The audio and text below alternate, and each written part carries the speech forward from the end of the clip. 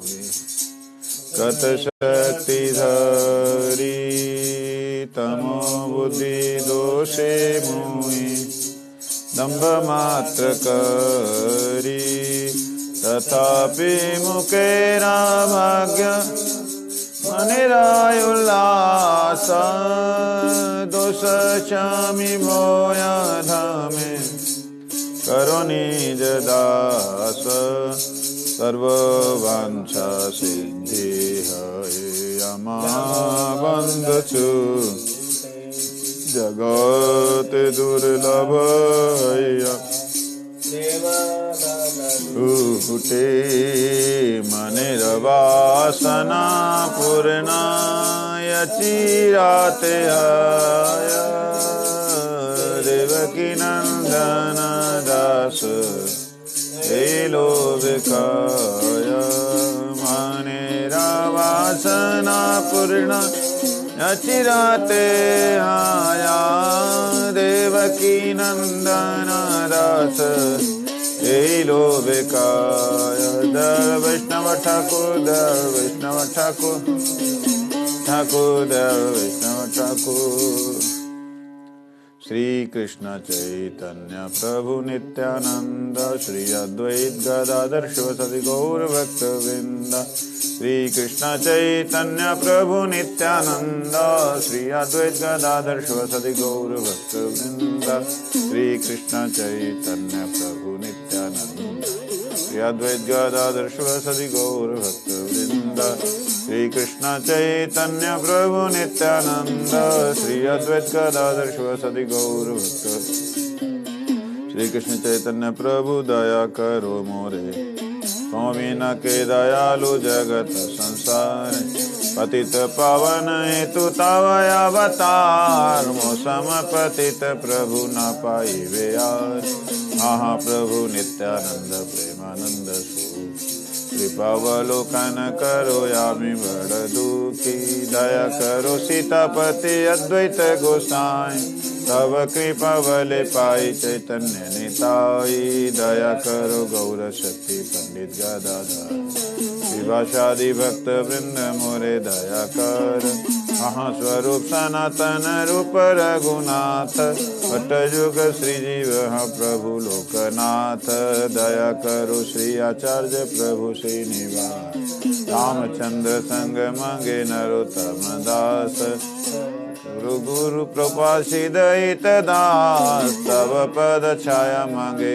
यधम दास दया करो गुरुदेव पतित पावन तव पद सेवा मांगे दीनय किंचन हरे कृष्ण कृष्ण कृष्ण हरे हरे हरे राम राम राम हरे कृष्ण कृष्ण कृष्ण हरे हरे हरे राम राम राम हरे हरे कृष्ण कृष्ण कृष्ण हरे हरे हरे राम राम राम हरे हरे हरे कृष्ण कृष्ण हरे हरे हरे राम राम राम हरे बोल हरि बोल हरि बोल हरि बोल हरि बोल हरि बोल हरि बोल हरि बोल। माइक ऑफ कर दो।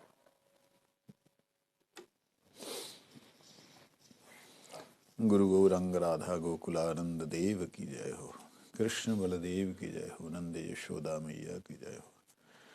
परम आराध्यतम पतित पावन परम करुणा में नित्य लीला पुरुष विष्णु पाद परम हंस 108 श्री श्रीमद् भक्ति वल्लभ तीर्थ गोस्वामी श्री गुरुदेव महाराज की जय हो।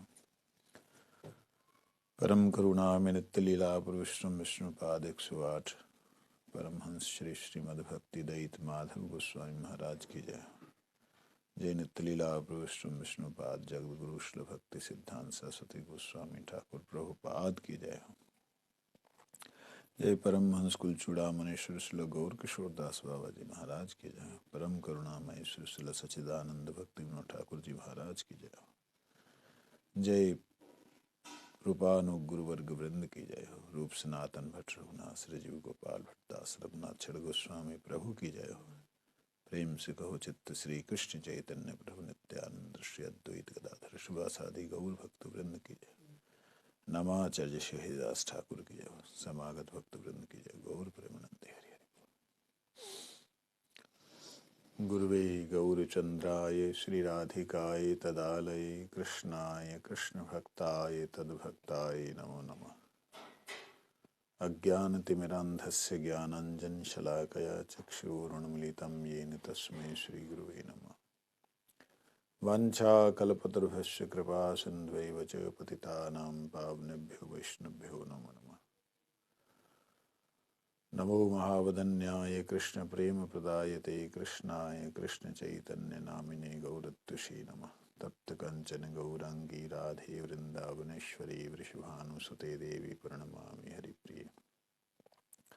हे कृष्ण करुणा सिंधु दीनबंधु जगतपते गोपेश गोपिका कांत राधा कांत नमस्तुते। वृंदायै तुलसीदेव्यै प्रियायै केशवस्य च कृष्ण भक्ति प्रद देवी सत्यवत्यै नमो नमः। श्री कृष्ण चैतन्य प्रभु नित्यानंद श्री अद्वैत गदाधर शिवासादि गौर भक्त वृंद। हरे कृष्ण कृष्ण कृष्ण हरे हरे, हरे राम राम राम हरे हरे।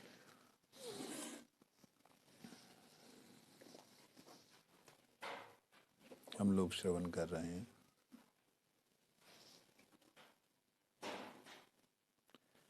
भक्ति रस में कुल कितने भाव हैं। 28वां अध्याय जैव धर्म। इसमें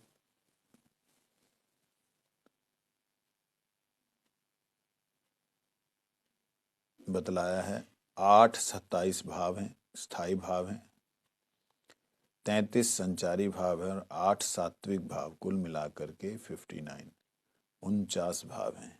ये भाव समूह यदि प्राकृत होते हैं तब ये त्रिगुण उत्पन्न सुख दुखमय होते हैं, और ये यदि श्री कृष्ण स्फुरणमय होते हैं तब अप्राकृत और त्रिगुणातीत प्रौढ़ानंदमय होते हैं। ये गोस्वामी जी बतला रहे हैं।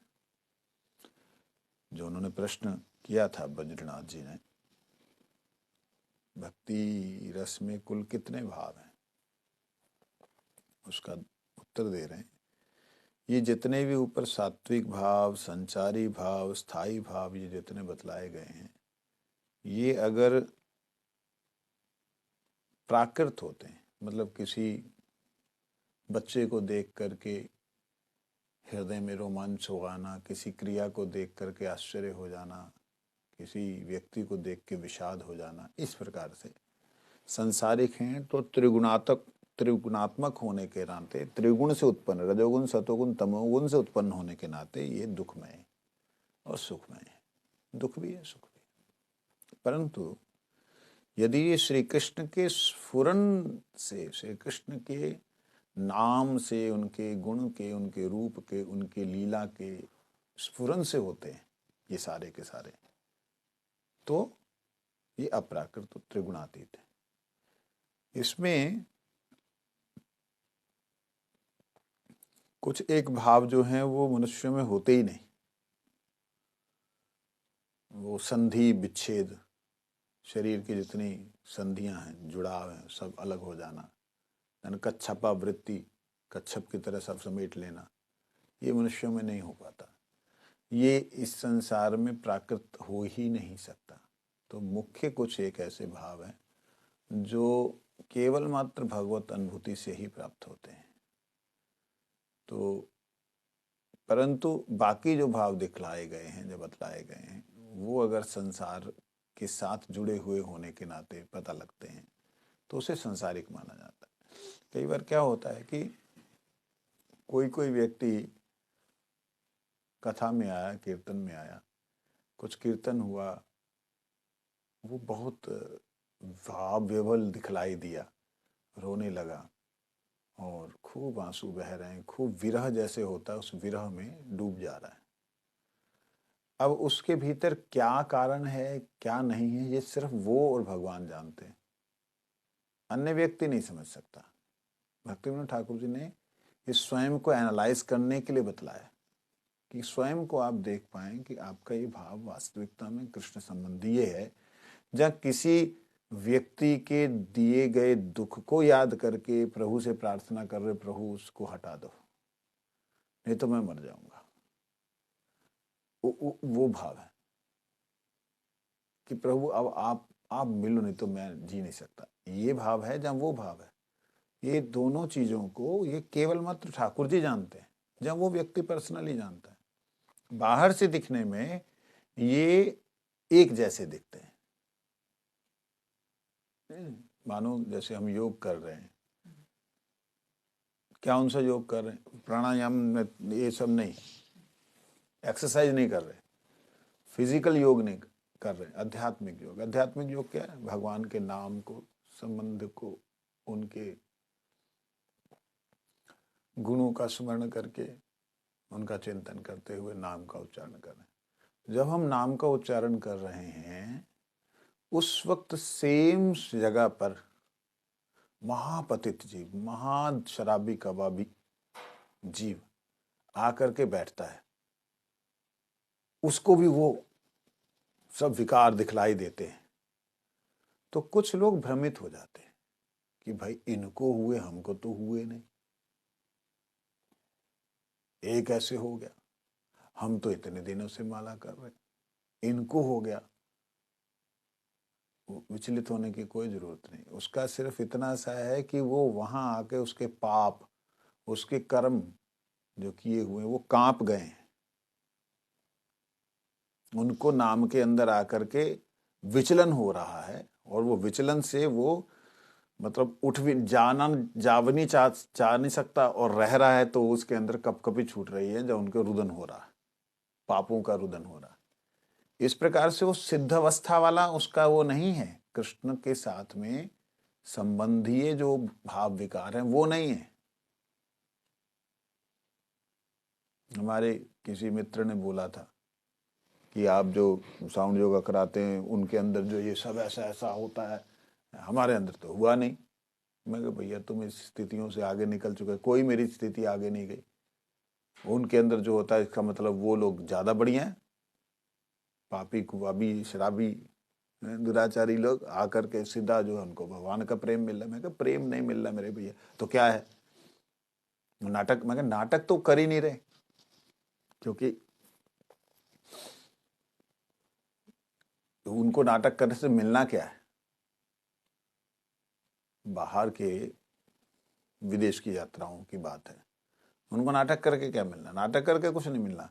केवल हो क्या रहा है, वो अशांत चित्त जीव किसी भी संबंध से संबंधित नहीं, संसार में जितने संबंध सारे मिथ्या, उसमें उसे थोड़ी सी जगह पे आकर के थोड़ा उसको आभास मिला कि कोई ऐसा है तत्व जो मेरे से अलग है और परम तत्व है। उसको आभास भी नहीं कहूंगा, एक कुछ तो मिला कि जिसके कारण उसका शरीर कांप गया, जहां उसके अंदर ये विकार उत्पन्न हुए। तो ये कृष्ण प्रेम का चरमोत्कृष्ट विकार नहीं, उसको एक साथ क्यों जोड़ रहे हो? इसका कहने का सीधा सीधा अभिप्राय भक्ति विनोद ठाकुर जी का है कि ये दिखने में एक जैसे 49 भाव आपको दिखलाई दे सकते हैं, लेकिन ये भाव समूह प्राकृत अगर हैं तो त्रिगुण से उत्पन्न है और सुख दुखमय है। इसमें सुख भी होता है, दुख भी होता है, ठीक है। लेकिन यही यदि देखिए 3 अवस्थाओं का, यहां तो 2 अवस्थाओं का वर्णन किया, 3 अवस्थाएं ले लेते हैं। एक तो यह है संसार के साथ जुड़ा होने के नाते, उस संसार की क्रियाओं से, संसार के लोगों से सुख और दुख उत्पन्न होता है, तो वहां भी वो भाव दिखलाई देते, मैं मर जाऊंगी, ये सब वहां भी दिखलाई देते हैं। एक सर्वश्रेष्ठ और एक मध्यम। मध्यम वाले क्या हैं?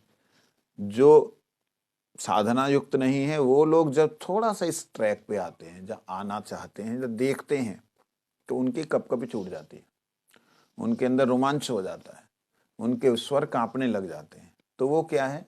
वो एक ऐसी स्थिति है शून्यवादियों वाली, कृष्ण प्रेम की बात नहीं।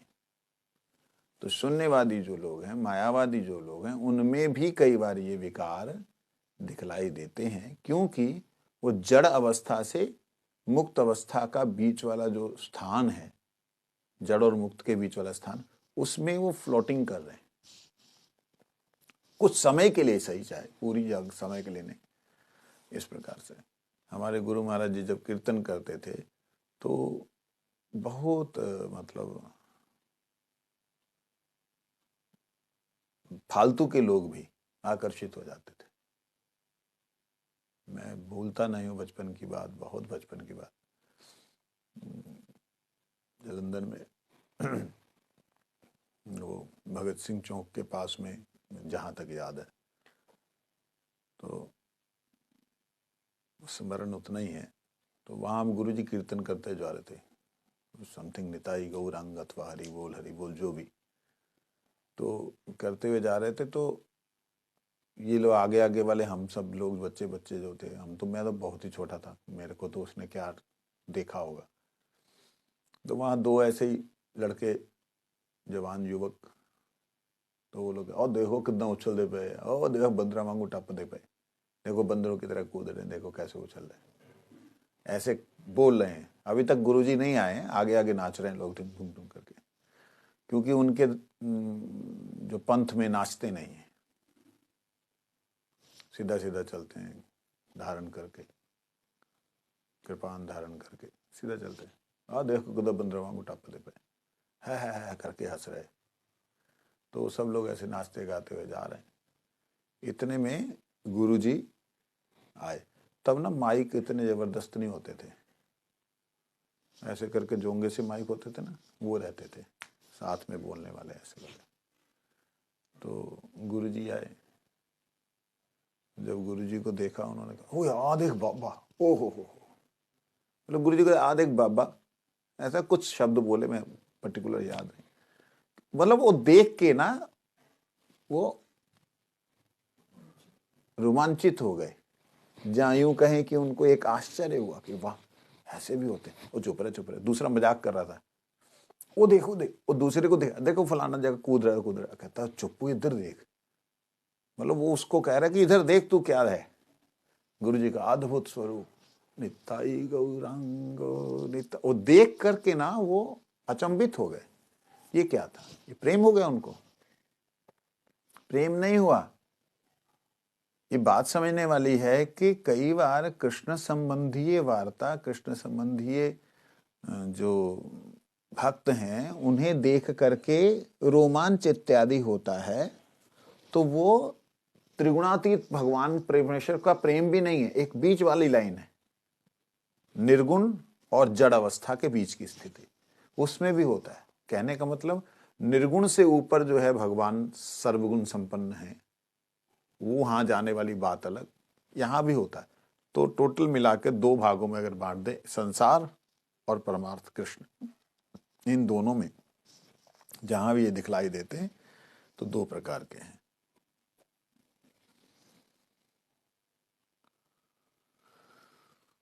कहते विषाद भी कृष्ण संबंधी होने पर परम सुख प्रद हुआ करता है।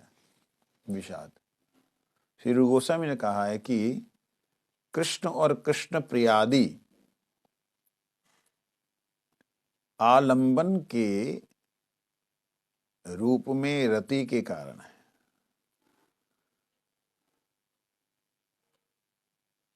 स्तंभादि रति के कार्य हैं, निर्वेद आदि रति के सहायक हैं।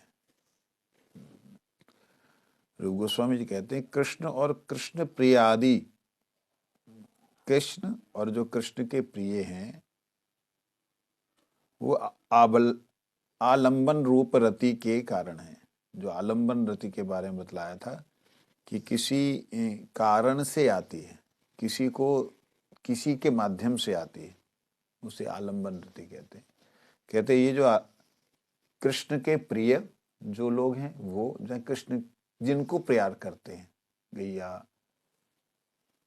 तुलसी, मालती लता, माधवी लता, इन सबको जो उनको प्रिय हैं, वो राधा कुंड, श्याम कुंड, गिरी गोवर्धन, ये जो प्रिय कृष्ण के प्रिय हैं वो, अथवा स्वयं श्री कृष्ण, इनके प्रति जो आलंबन इनको इनके माध्यम से जहाँ उधर से आती है, जहाँ उनको धारण करके आती है, उसको कहते हैं आलंबन रति। आलंबन के कारण है। स्तंभ आदि रति के कार्य हैं। जो स्तंभ दिखाई देता है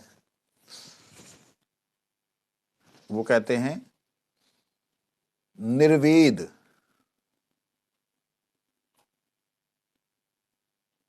आदि रति के सहायक हैं।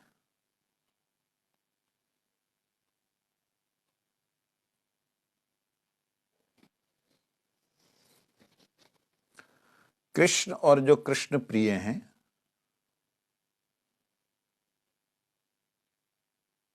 जब रति, जब प्रीति, जब भक्ति उनको अवलंबन करती है, उनके प्रति, कृष्ण के जो हैं उनके प्रति अथवा कृष्ण के प्रति जब रति होती है, किसी जीव की प्रीति होती है, जहाँ थोड़ा रत होता है, उनसे जुड़ता है, तो वो कहते हैं ये जुड़ना ही उसका कारण स्वरूप है।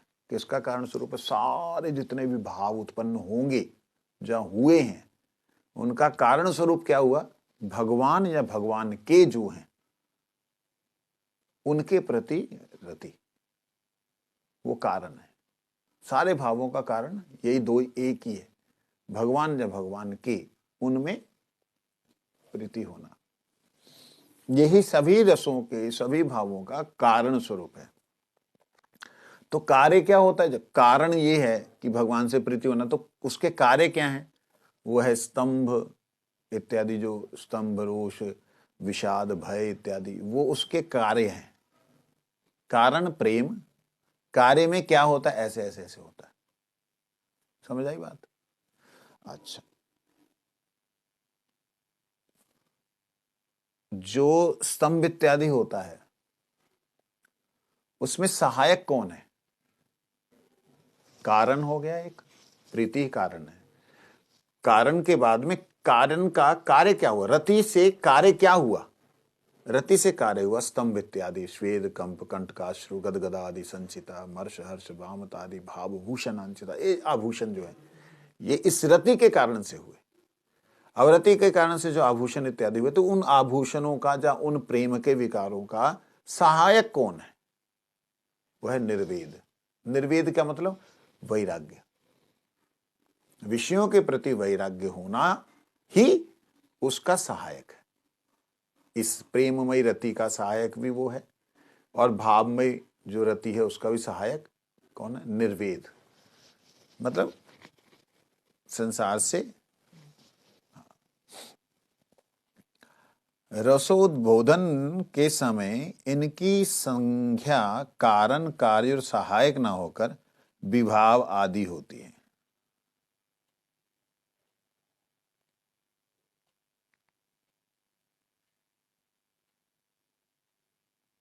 कहते रस उद्बोधन, जब रस की चर्चा होती है, किसकी? कौन से रस की? शांत, दास्य, साक्ष्य, वात्सल्य, मधुर। अभी हम जो चर्चा कर रहे हैं वो है रस से पहले की चर्चा, कि इसमें ये कारण है, रति ही भगवान में प्रीति होने के कारण ही इसमें ये जो स्वेद, कंप इत्यादि हो रहा है, इसमें सहायक है कि इसने वैराग्य से किया, विषयों से हट करके किया, इसलिए रति इसको मिली, इसलिए स्वेद, कंप इत्यादि हुआ। ये है नीचे की अवस्था में समझने समझाने के लिए, है ना। एक है ऊपर की अवस्था, जहां पे सीधी रस की बात है, दास्य, साक्ष्य, वात्सल्य, मधुर। वहां की जहां बात हो रही है, वहां पे इनका जो संख्या दी गई ना, इनको कारण है, ये कार्य है, ये सहायक है, ये कोई नहीं गिनती होती। बहुत अच्छा, आप अच्छी तरह से कैच करते हैं। रति विषय स्वादन की योग्यता विभावत करती है, अर्थात उत्पन्न करती है। जो रति है भगवान के प्रति, वो रति ही भगवान के प्रेम का आस्वादन, या भगवान को प्रेम आस्वादन कराने के लिए योग्यता प्रदान करती है, जहां उत्पन्न कराती है। इसीलिए पंडित जन उसे विभाव कहते हैं। किसी भाव, एक मुख्य भाव, मुख्य तो है ही है, दास्य साक्ष्य वात्सल्य मधुर, इसमें किसी विशेष भाव का जुड़ जाना विभाव हो गया।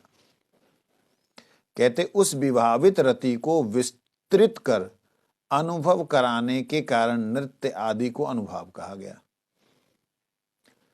जो भगवान को देख करके, भगवान के लीला को देख करके रति उत्पन्न हुई।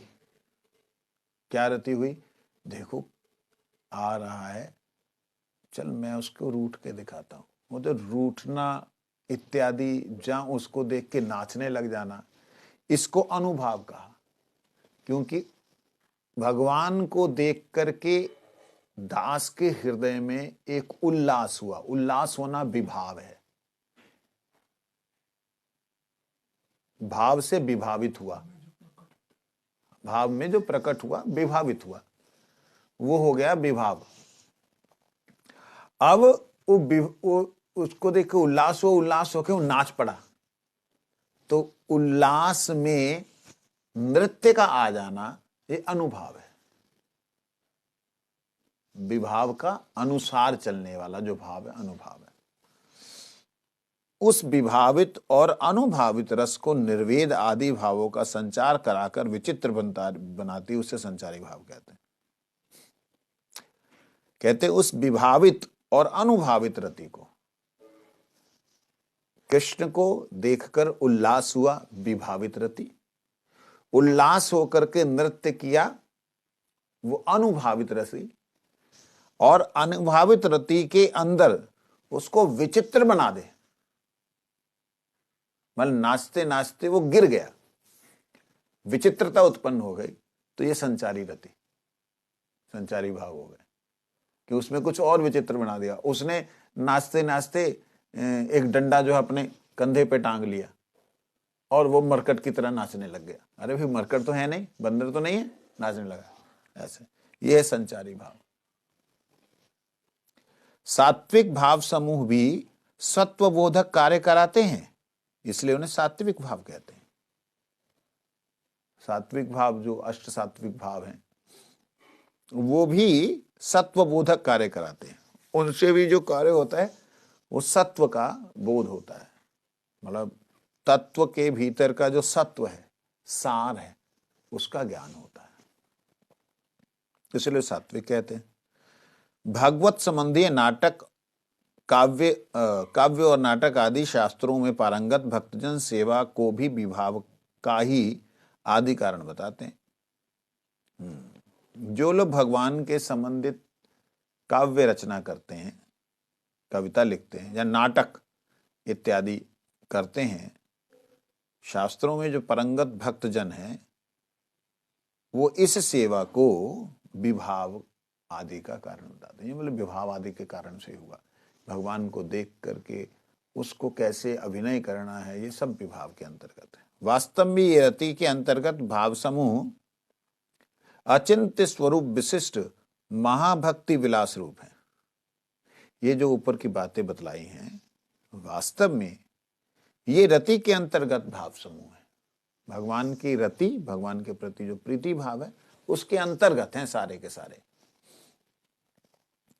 लेकिन जो मैं बतला रहा हूं, रूप गोस्वामी कह रहे हैं, गोपाल गुरु गोस्वामी रूप गोस्वामी का रेफरेंस लेके बोल रहे हैं, वे जो मैं बतला रहा हूं वो अचिंत्य स्वरूप विशिष्ट भाव भक्ति विलास रूप है।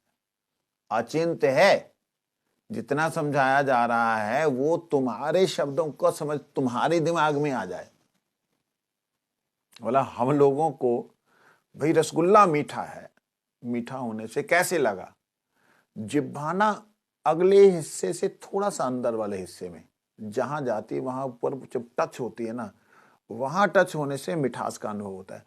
जीव के अग्रभाग में लगाने से नहीं होगा मीठा, अग्रभाग में नमक होगा, और तीखा जो है थोड़ा सा अंदर जाके, और जो कड़वा है बिल्कुल गले के नीचे उतरते समय कड़वे का अनुभव होता है। अरे नहीं नहीं ऐसे नहीं होता। हाँ ऐसे होता है। आप लीजिए, कड़वे को जीभ पे रखिए, अगले भाग में लगाइए नहीं लगेगा, बीच वाले भाग में लगाइए नहीं लगेगा, जैसे गले से नीचे उतरने लगेगा वहां से कड़वा निकलेगा तो भी बाहर तक उसका अनुभव होगा। इस प्रकार से रस को बोला जा रहा है कि कहां से रस उत्पन्न हो रहा है, परंतु रस का विस्तार नहीं किया जा सकता, रस को समझाया नहीं जा सकता सामने वाले को कि मीठा क्या है जब तक वो खाएगा नहीं। नहीं समझे? महसूस करना, और अद्भुत बात है महसूस करते हुए उसको वो समझा रहे हैं।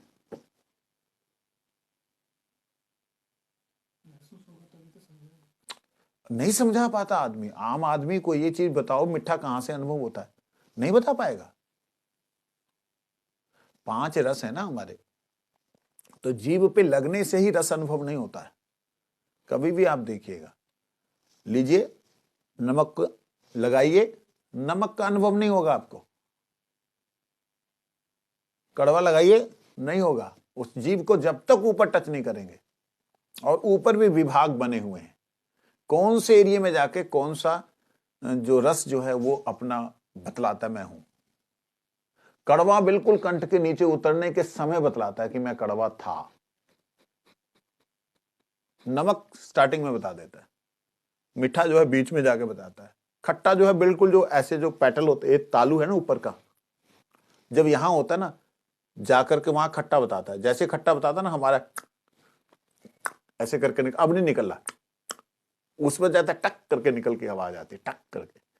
तो ये चीजें हैं, इतने सूक्ष्मता से जो बता पा रहे हैं, उन्होंने जब अनुभव किया होगा तो किस तरीके से उस चीज को लिया होगा, पिया होगा। ये बात हम तो समझ ही नहीं पा रहे। वो इतना ज्यादा बोले जा रहे यार, चलो जो भी है, 4 भाव भी बहुत थे, अब ये 59 भाव हो गए, 49 भाव हो गए, 49 भाव, और 4 ही बहुत है। अरे 4 नहीं, अनंत हैं। उनको कैसे समझाने का प्रयास किया गया है, वो 49 भाव से समझाने का प्रयास किया गया है। महाभारत आदि शास्त्रों में इन्हें तर्क से परे बतलाया गया। ये जो अचिंत स्वरूप विशिष्ट महाभक्ति विलास रूप है, जो भाव समूह का, वो अचिंत है। अभी तो बतला दिया ये भाव वो भाव भाव भाव, लेकिन कहते हैं वो भाव समूह जो है वास्तविकता में अचिंत स्वरूप है। अचिंत स्वरूप उनका यही विशिष्टता की अचिंत है। अब हम लोग जिस प्रकार से नमक वगैरह का, अभी कल ही बात हुई थी, कोई वस्तु में नमक कम था, मैंने कहा प्रभु नमक दे दो, बाकी लोगों ने बोला नहीं नहीं ठीक है ठीक है, उनको सही लगा, मेरे को कम लगा। तो मेरा कम लगना सबको कम लगेगा ये नहीं है। रस तो अपने अपनी योग्यता के अनुसार अनुभव होता है। तो इसी तरीके से जो रति के अंतर्गत भाव समूह है वो अपनी अपनी योग्यता के अनुसार अनुभव होता है। ये है अचिंत, भगवान के पास जाके अचिंत हो जाते हैं, भक्तों के पास जाके ये कुछ चिंतनीय जगह तक रहते हैं, लेकिन जो वो अनुभव कर रहे हैं वो अचिंत ही है, क्योंकि दूसरा व्यक्ति नहीं अनुभव कर सकता। आप मेरे नमक के टेस्ट को अनुभव नहीं कर सकते, मैं आपके मीठे के टेस्ट को अनुभव नहीं कर सकता, इसलिए अचिंत कहा है। नमक मीठा तो फालतू के वो हैं उदाहरण, वास्तविकता में तो भक्ति का भक्ति ही उदाहरण है, और कोई उदाहरण हो नहीं सकता। कहते महाभारत में बोला गया है जो भाव समूह चिंता से परे हैं उनके संबंध में तर्क करना उचित नहीं। तर्को अप्रतिष्ठा श्रुतियो विभिन्ना नास्य मुनि जस्य मतम न भिन्ना। तर्क के द्वारा अप्रतिष्ठित है। प्रकृति से अतीत सत्व ही अचिंत तत्व है। माया से जो परे तत्व है वही अचिंत तत्व है। अचिंत रस तत्व मनोहरा रति ही कृष्ण के रूप आदि को विभावित कराकर और उन विभाव आदि को साथ लेकर अपने को पुष्ट करती है। अचिंत रस तत्व, जो ऊपर की बातें कही वो अचिंत रस हैं। अचिंत रस तत्व जो हैं उनमें मनोहरण करने वाली रति है, जो कृष्ण के रूप गुण लीला धाम परिकर को विभावित करती है, जीव के हृदय में उन सब का संचार करती है। क्या? वो मनोहरा रति, भगवान के प्रति मनोहरण करने वाली रति जो है, मनोहारी रति। मनोहारी रति का मतलब ये होता है भगवान का नाम करने लगे, वो नाम करते हुए हमारा मन हरण हो जाए। भगवान के गुणों को सुन रहे हैं, सुनते हुए हमारा मन गायब हो जाए, हम उतना रत हो जाएं, मन का पता ही ना लगे कि कहीं और चिंतन कर रहा है। ये है मनोहारी रति। ये मनोहरा रति जो है, वाह,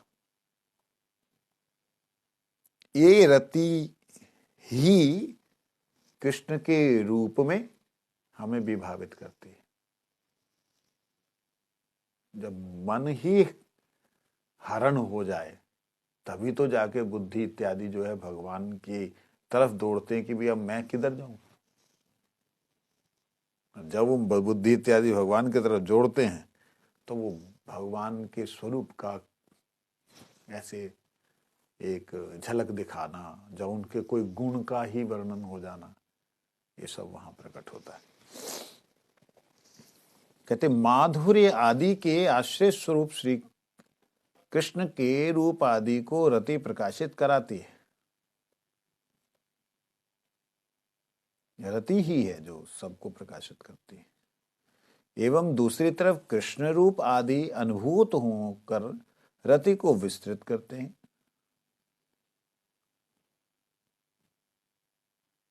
माधुर्य के प्रति,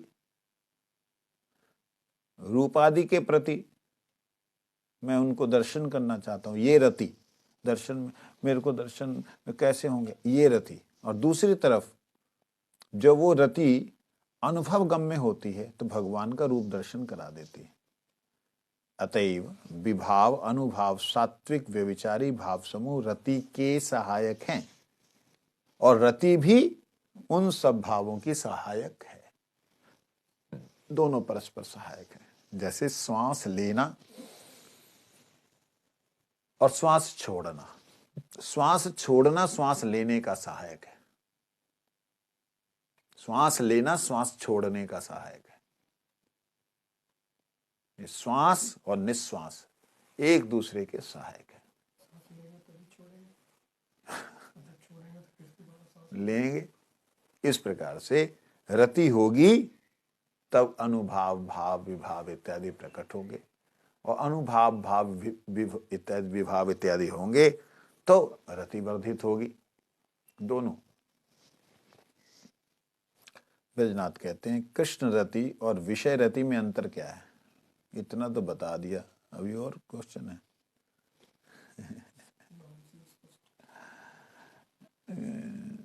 लेकिन फिर भी शायद कुछ होगा, इसलिए भक्तिविनोद ठाकुर जी ने विशेष लिखा है। गोपाल गुरु गोस्वामी जी कहते हैं विषय रति लौकिकी होती है परंतु कृष्ण रति अलौकिकी होती है।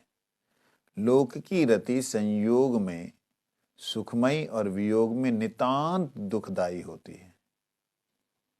संसारी जो रति है, लौकिक रति, जो कुछ मिलता है तो आनंद होता है, बिछुड़ता है तो बहुत दुख होता है।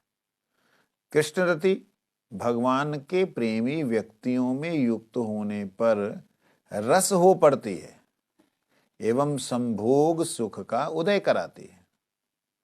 हमने संभोग के बारे में अच्छे ढंग से जान लिया था। संभोग का मतलब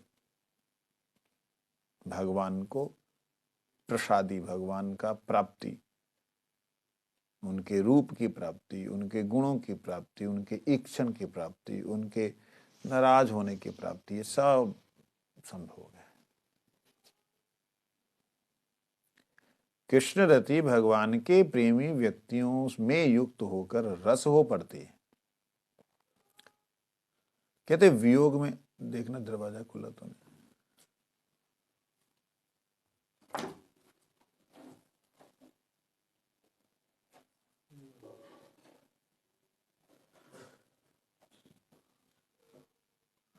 वियोग में अर्थात विप्रलंभ में वही रति एक अत्यंत अद्भुत आनंद विवर्त का रूप धारण करती है।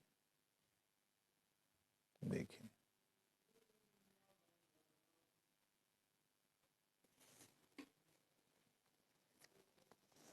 संसारिक मिलन में, प्राप्ति में आनंद है, बिछुड़न में और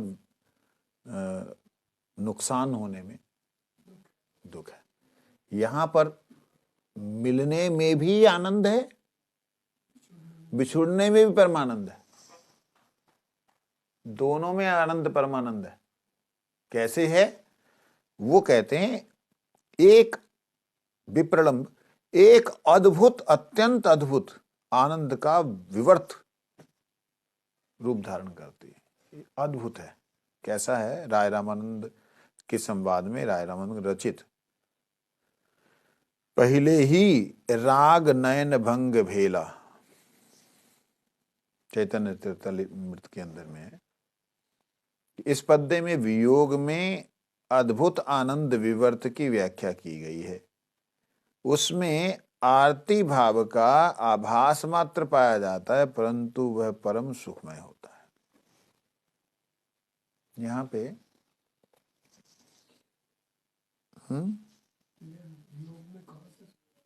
वियोग में अद्भुत आनंद होता है। कैसा अद्भुत आनंद होता है वो बतला रहे हैं। ये विप्रलंब होता है। विप्रलंब मतलब ना अवलंबन वाला नहीं है, ये विप्रलंब रहती है। ना होने पे होने का आभास, होने पे ना होने का आभास, इसको विप्रलंब कहते हैं। है नहीं, लेकिन अरे तुम यहीं बैठे हो, मैं तुम्हें खोज रही थी, अच्छा बंसी बजाओ, बंसी बजाना शुरू हो गया। है नहीं, कल्पना भी नहीं है, वो अनुभव है। ये अद्भुत है, ये विप्रलंब का। बंसी बजाना शुरू हो गए तो बजाते बजाते बजाते बजाते देखा कि एक ग्वारिया बजाते हुए जा रहा है। तो मैं किससे बात कर रही थी? अरे ये तो पेड़ है। वो और विचित्र भाव में चली गई। विरह से पेड़ को कृष्ण जानकर कृष्ण की बांसुरी सुन रही है, सुनते हुए कहीं दूसरी जगह पर एक बांसुरी बजाता हुआ, ऐसे ही बांसुरी बजाता हुआ जा रहा है। उसको जब देखा कि उसमें कुछ विचित्र सी दिखलाई दी, अरे तुम ऐसे कैसे बजा रहे हो? देखा है ये तो कोई और है। तो पूर्ण कृष्ण का आनंद प्राप्त हुआ, ना होने पर कृष्ण के ये विप्रलंब भाव। अच्छा, वो तो फिर जब यहां दिखलाई नहीं दिया, फिर देखा गैया को आवाज लगा रहा है, अरे वो तो नहीं, ये विप्रलंब। थोड़ा सा संसार में दिखलाने के लिए इसको एक उदाहरण दिमाग में आ रहा है। जैसे कई बार होता है कि किसी का हम इंतजार कर रहे होते हैं बड़ी बेसब्री से, 5 बजे आना है, तो हम 4:45 से तैयार हो जाते हैं, आना वाला है। 5 बजने के 1 मिनट बाद से लेकर के जब तक वो नहीं आता है, हर गाड़ी, हर व्यक्ति उसी की सूचना ला रहा है, ऐसा अनुभव होता है। तो वो एक स्थानीय ना होकर के वो सर्वत्र हो जाता है, सर्वत्र ही अनुभव कराने लगता है। ये संसार में जो छाया के रूप में है, वहां चिन्मय स्वरूप से है, और चिन्मय रूप होने के कारण यहां पर वियोग भी अत्यंत अद्भुत आनंद प्रदान करता है। मतलब वियोग में, प्राप्ति में, संभोग में सामने है, एक स्वरूप है प्रियतम, एक को ही हम मिल रहे हैं। परंतु वियोग में, विरह में वो सर्वत्र हो जाता है, सर्वत्र ही उसका अनुभव होता है। कैसे? आप पेड़ पे आम अगर देखा तो उसको कृष्ण तो दिखाई नहीं दे रहा, उसको लीला स्मरण आ गई कि अरे श्री धाम ने उसको नीचे बैठा, तू पहलवान है, तू नीचे रह, इसके ऊपर एक और चढ़ा, एक और चढ़ा, एक और चढ़ा, चढ़ करके आम तोड़ा। वो चढ़ा भी नहीं, कोई दिखाई नहीं दे रहा है, लेकिन वो दर्शन में चला गया, और जैसे ही उसने तोड़ करके खुद खाया, नीचे वाले को बोला मीठा है, उसने बोला बेईमान है, झूठ बोल रहा है, उसने खाया उसने खाया उसने खाया, नीचे कृष्ण के पास गुठली पहुंची और कृष्ण गुठली को चूस बोलता है मीठा है लेकिन मीठा नहीं है। कहते मीठा है, मीठा क्यों नहीं है? गाली दे के बोलता सारे तुमने तो सब रखा लियो, मोहे तो गुठली दई। इतना देख करके वो जो भक्त है, उस आम को देख करके जिसने उस लीला का चिंतन किया, उसे सारी लीला का अनुभव हो गया। उतना समय उसका लीला में चला गया, लीला का अनुभव हुआ। तो विरह में उसको स्वरूप दर्शन होकर के स्वरूप लीला का अनुभव होता है, लेकिन यहां नहीं होता। ये बात है।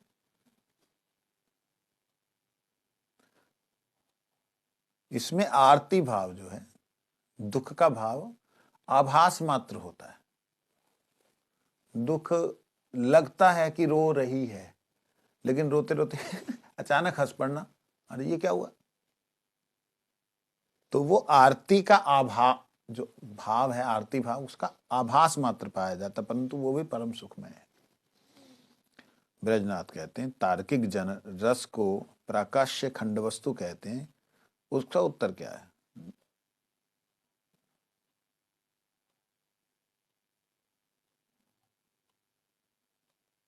जो तार्किक लोग हैं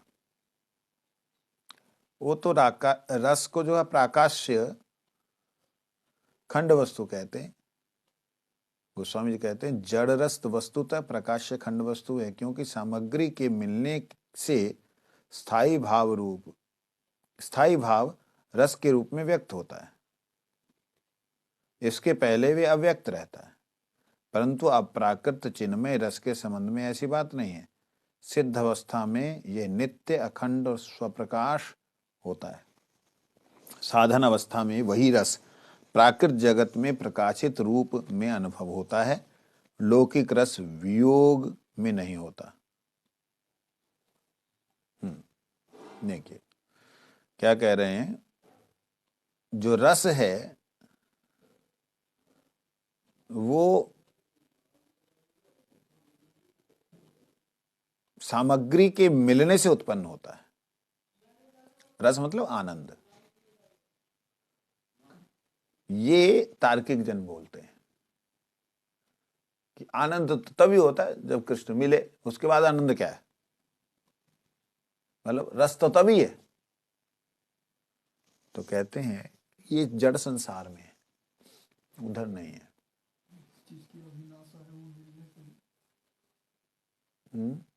जिस चीज की अभिलाषा है वो मिलने से उसको आनंद होता है, रस मिलता है। परंतु भगवत राज्य में ऐसा नहीं है। भगवत राज्य में क्या है, ये सिद्ध अवस्था की बात बतला रहे हैं। भगवत राज्य में सिद्ध अवस्था में अप्राकृत चिन्मय रस में ऐसी बात नहीं। सिद्ध अवस्था में वो नित्य अखंड और स्वयं स्वप्रकाश होता है। लेकिन यदि वही सिद्ध अवस्था नहीं है किसी व्यक्ति की, तो उसके सामने कैसे होता है? साधन अवस्था में वही रस प्राकृत जगत में प्रकाशित रूप में अनुभव होता है। जैसे साधन अवस्था में क्या होता है, सिद्ध अवस्था में तो वो जिस रस को चाहता है वो वियोग, तो नित्य वियोग में ही कृष्ण का अनुभव सर्वत्र कर रहा है। मिलन में भी कृष्ण का आनंद, मतलब आनंद में ही है वो। परंतु साधन अवस्था में मिलन में आनंद होता है और बिछोह में विरह दिखलाई देता है, दुख दिखलाई देता है। परंतु उसमें भी थोड़ा सा आनंद अनुभूति होती है, साधन अवस्था में भी होती है। अभी सिद्ध अवस्था में एक बात समझने वाली, सिद्ध अवस्था का मतलब है जहां नाम नामी अभिन्न है, ये पूर्ण अनुभव हो चुका है। नाम ही साक्षात नामी है, जिनका नाम है वो है। जब ऐसी अवस्था में कोई पहुंच गया, उसको विरह कैसे होगा? उसको तो अगर विरह नाम का कुछ दिखलाई भी देगा, विषाद कुछ आर्त कुछ दिखलाई भी देगा, वो छाया मात्र होगा कि आनंद को और बढ़ाने के लिए। जैसे श्री राधा रानी, उनको कहां कृष्ण अलग है भाई? तुम ही तो हो, लेकिन नहीं, अलग है। ये उनके अंदर भाव है। तो वह भाव जो है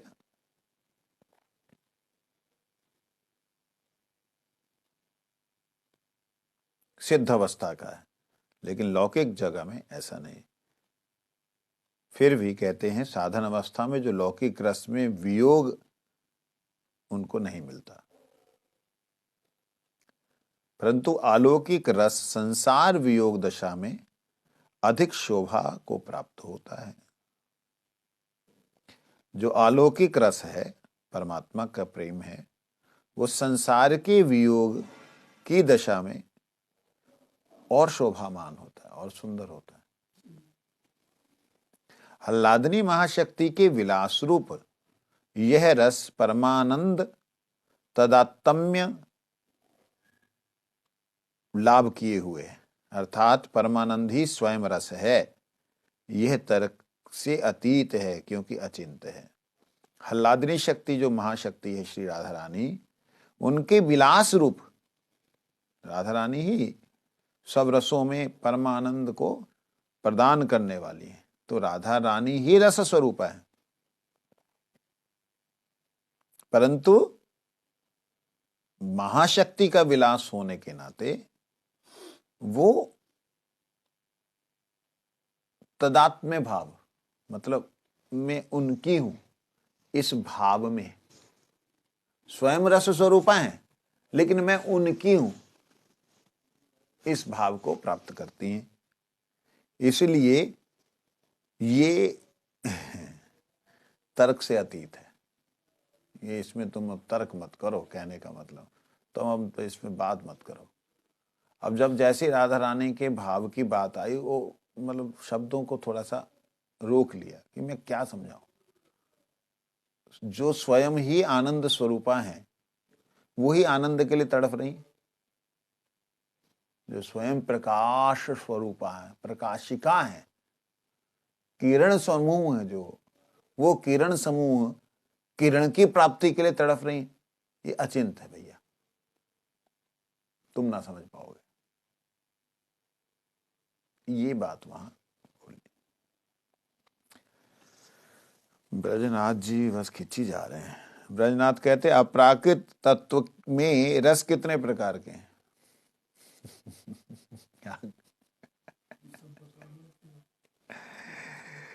कहते अपराकृत तत्व में, अपराकृत तत्व श्री राधा रानी कृष्ण, अपराकृत तत्व जो है जो भी उनसे संबंधित है, उसमें रस कितने प्रकार के हैं? गोस्वामी जी कहते हैं रति मुख्य रूप में एक ही है और गौण रूप से 7 है। रति जो है मुख्य रूप से एक है, गौण रूप से 7 है, अतएव कुल मिलाकर 8 है। उसी प्रकार रति 8 है, उसी प्रकार मुख्य रस 5 हैं, 5 होते हुए 1 है, एवं गौण रस 7 प्रकार के हैं, अतएव रस भी 8 प्रकार के हैं।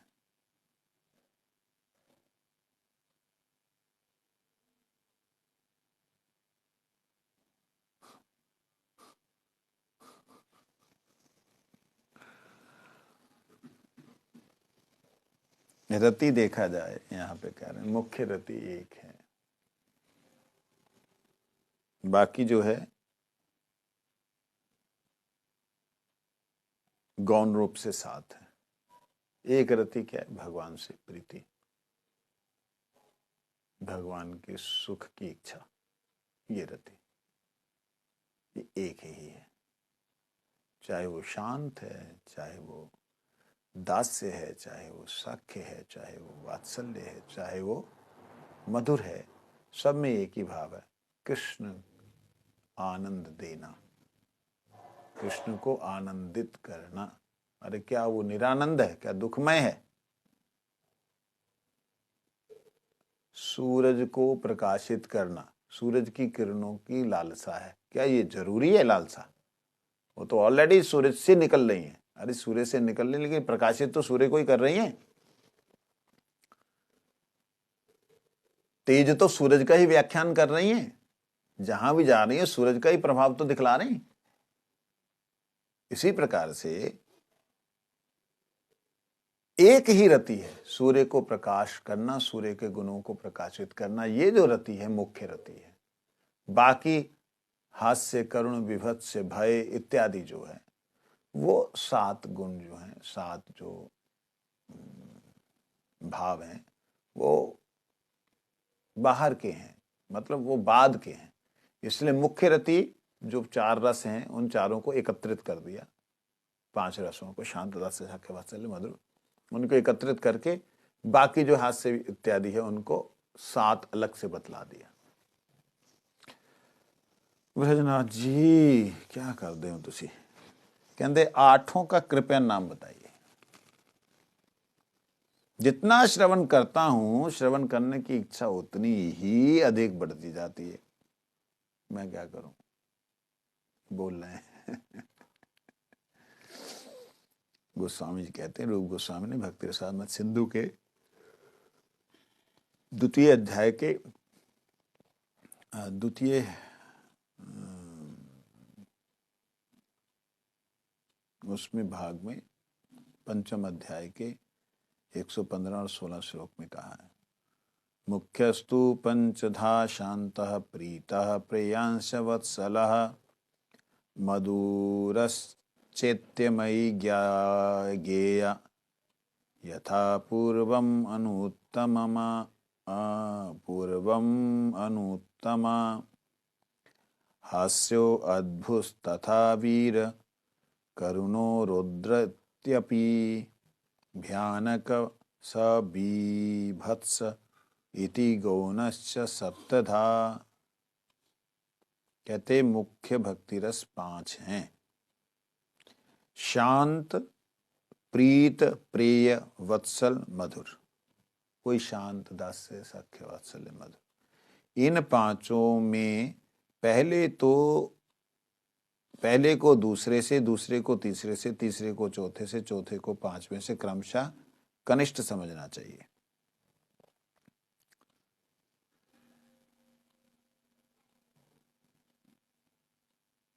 जैसे शांत में देखा जाए, वो शांत में जो दास्य भाव के अंदर जो स्वयं स्वतंत्रता है, मैं ऐसा करूं वैसा करूं, ये वो नहीं कर सकता, शांत है।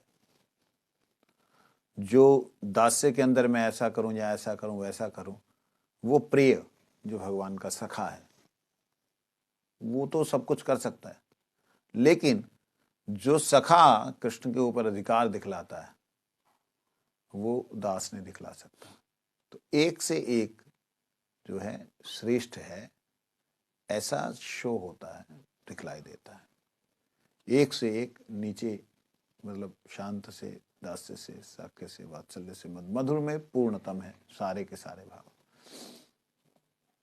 मैंने पहले ही कहा है कि भाव 2 प्रकार के, चिंत्य भाव और अचिंत्य भाव। चिंत्य भावों में, चिंत्य भावों के विषय में तर्क चल सकता है, क्योंकि बद्ध जीव के बद्ध मन में जो समस्त भाव उदय होते हैं वे सभी जड़ धर्म प्रसूत होते हैं, इसलिए इनके विषय में चिंता की जा सकती है। ईश्वर के विषय में भी उनके जो जड़ भाव होते हैं वे चिंत्य भाव हैं। वास्तव में ईश्वर संबंधी भाव चिंत्य नहीं होते, क्योंकि ईश्वर तत्व जड़ से परे है, परंतु ईश्वर तत्व जड़ातीत है एवं उनमें चिंत्य भाव नहीं होते, इसलिए ईश्वर तत्व में कोई भाव नहीं है, ऐसा सोचना भूल है। ईश्वर संबंध में समस्त भाव हैं, परंतु जड़ मन की चिंता से अतीत होने के कारण अचिंत्य हैं। उन अचिंत भावों को हृदय में लाकर अनन्य बुद्धि के साथ अनुशीलन करते करते उन अचिंत्य भावों में से एक भाव को स्थायी जानकर अन्य अन्य अचिंत भावों को सामग्री के रूप में वर्णन करो। ऐसा होने से तुम नित्य सिद्ध अखंड रस का उदय होगा। मतलब मोटी मोटी बात उन्होंने बोल दी। कहते देखो ये तुमको वही मैं समझा पा रहा हूं जो तुम इस संसार में देख सकते हो या समझ सकते हो। वास्तविकता में ये देखे भी नहीं जा सकते, समझे भी नहीं जा सकते, क्योंकि इंद्रियों से है ही अतीत। क्या देखोगे, क्या समझोगे? जहां तक समझ सकते हो, जहां तक देख सकते हो, वहीं बतलाया। हम सूरज की किरणों को वहीं तक अनुभव कर सकते हैं जहां तक हमारा समर्थ है, नहीं कर सकते उससे आगे। 5,000 किलोमीटर ऊपर जाकर के नहीं देख सकते सूरज की किरणों को, समर्थ ही नहीं है, समझ ही नहीं है। इक्विपमेंट भेजोगे, वो भी एक लिमिट में जाकर के आगे नहीं जा सकते, भस्म हो जाएंगे, पता ही नहीं लगेगा कौन थे, कहां से आए थे। इस तरह से अचिंत है भैया, बार बार बोल रहा हूं, मान जा।